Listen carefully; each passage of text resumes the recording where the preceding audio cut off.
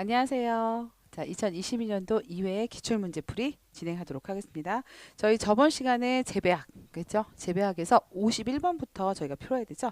자, 진행해 보도록 할게요.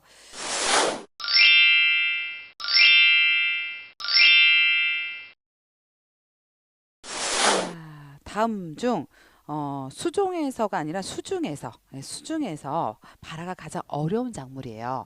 자, 우리 그 수중이라는 건 물속이죠. 자, 물속에서 발화가 되는 종자 중에 대표적인 게 벼, 그죠? 상추나 당근도 가능해요. 자, 여기 보기 보시면은 벼, 상추, 당근은 다 수중 발화가 되는 그런 종자입니다. 그뿐만 아니라 샐러리라든지 페추니아, 자, 이런 것들도 수중 발화가 됩니다. 근데 수중 발화를 잘 못하는 거에 대표적인 게 콩이에요.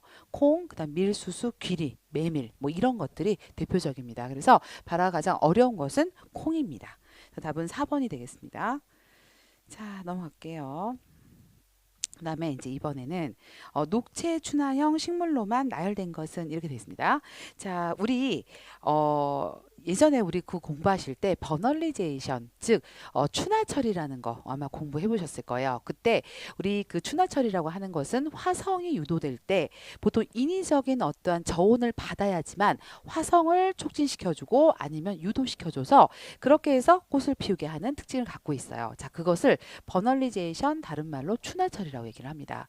자, 근데 이 처리 시기에 따라서 이게 종자 춘화형 식물하고요, 녹식물 춘화형 식물, 이게 두 가지로 나눠요.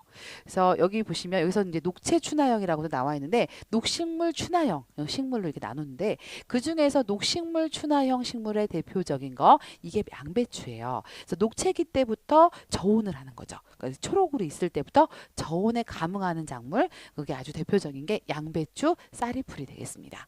자, 그래서 요거는 답이 쌀이풀하고 양배추가 되겠고요. 답은 2번이 되겠습니다. 자, 넘어갈게요. 자, 다음 중 작물의 복토 깊이가 가장 깊은 것이에요. 자, 우리 복토 깊이 하면은 이게 있어요. 복토라는 것은 종자를 뿌렸어요. 우리 씨앗을 뿌리고 그 위에 흙을 덮는 거 있죠. 자, 그걸 복토라고 해요. 그래서 이거는 보통 이제 복토를 하는 이유 중에 하나가 종자를 보호하려는 그런 목적도 있고 더 나아가서 발화에 필요한 수분을 유지하는데 활용하기 위해서 복토를 해요.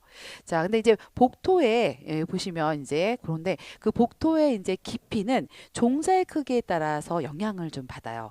그래서 종자의 크기에 보통 종자의 크기에 2배 내지 3배 정도의 위에 복토를 해주면 가장 알맞다라고 저희가 알고 있거든요.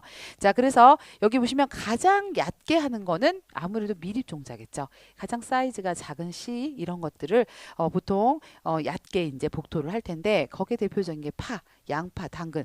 여러분이 양파, 당근 씨앗 보셨겠죠? 배추 씨앗도 여러분 보셨죠? 굉장히 작잖아요. 그랬을 때는 그 사이즈의 2배 하더라도 굉장히 얕아요. 그죠? 자, 그 얕게 하는 특징을 갖고 있고요. 나머지 0.5에서 1부터 5cm까지는 사이즈에 따라서, 씨앗의 사이즈에 따라서 이렇게 분류를 하고 있습니다. 자, 그래서 작물의 복토 깊이가 가장 깊은 것인데요. 여기 보시면 다음 중에 오이, 당근, 파. 여러분 아마 파, 당근, 오이는 대부분 씨앗 사이즈를 보시면은 복토의 깊이가 어느 정도 되겠다라는 거를 눈으로 대충 아실 거예요. 근데 생강 같은 경우는 굉장히 그죠, 굵고 크잖아요. 그러니까 아무래도 복토가 좀 더 아무래도 깊겠죠. 그죠?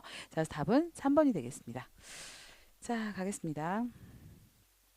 자, 다음 중 CO2 보상점이 가장 낮은 식물은 이렇게 얘기를 했어요. 자, 우리 광합성이라는 거 여러분 잘 아시죠? 자, 광합성은 그러니까 잎속의 엽록체죠. 엽록체가 이산화탄소하고 물하고 이런 재료들을 통해서 빛 에너지를 이용해서 포도당을 만들고 유기물을 합성해서 어떻게 해요? 나중에 생성된 그런 산소를 다시 바깥으로 방출하는 그런 어떠한 사이클적인 작용을 광합성이라고 얘기를 해요. 자, 근데 그 중에서 보상점이라는 것은요, 식물의 그러니까 광합성량하고 호흡량이 같을 때, 즉 빛의 색이 그러니까 기공을 통해서 CO2의 출입이 일어나지 않을 때까지의 그런 빛의 색이 자, 이것을 보상점이라고 합니다. 그래서 이제 강도 같은 경우는 그래서 이제 보통 강도라는 건 암흑 상태에서는 식물이 호흡만 해요. 암흑 상태에서는 깜깜할 때는. 그렇지만 그러다 보면은 아무래도 CO2를 방출만 하죠. 근데 이제 서서히 광도가 높아지고 이제 그 광이 들어오기 시작하면 CO2를 막 흡수하기 시작해요, 애들이. 자, 그래서 어떤 그 광도에 도달하면 어느 정도 이제 빛이 계속 들어와서 광도에 도달하게 되면 호흡 작용으로 방출되는 CO2하고 광합성을 통해서 받아들인 CO2의 양이 같게 돼요. 자, 이것을 광보상점이라고 합니다. 그러니까 CO2의 양이 같게 되는 그 시점이죠. 그리고 광보상점 이상으로 광도가 계속 높아요. 빛의 세기가 계속 높아요. 그러면 광도도 당연히 증가는 해요. 그래서 광합성 양도 비례적으로 증가는 하지만 어느 시점에 도달하게 되면은 광합성 아무리 광도가 높아지고 증가해도 광합성 양은 더 이상 증가하지 않아요. 자, 그게 어찌 보면 포화 상태죠. 이 포화 상태의 광도에 도달했을 때 이것을 광포화점이라고 합니다. 이걸 좀 여러분 이해하시면서 그래서 여기 보시면 보상점이 가장 낮은 식물을 이제 찾는 거예요. 자, 여기 그래서 이 C3 식물, C4 식물 이렇게 주어지는데 저희가 이제 보실 거는 뭐 여기 대한 내용보다는 요 두 가지죠. 그래서 그러니까 광포화점에 해당하는 것이 낮을 경우, 그러니까 낮게, 그러니까 광포화점이 다른 데보다 낮게, 그러니까 C4 식물보다는 낮은 것이 바로 C3 식물에 해당하는 거. 우리 보통 C3 식물은 대부분의 식물들을 뜻합니다. 그래서 온대, 아열대에 있는 그리고 한대에 있는 대부분의 식물들이 다 C3 식물들이에요. 자, 그런데 이 C4 식물 같은 거는 광포화점이 어때요? 좀 더 많이 높아요. 자, 그래서 광포화점 높다. 하지만 오히려 광보상점, 그러니까 CO2 보상점이죠. CO2에 해당하는 그 보상점에 해당하는 건 어따? 오히려 이 C3 식물은 더 높아요. 높지만 그 C4 식물 같은 경우는 굉장히 낮습니다.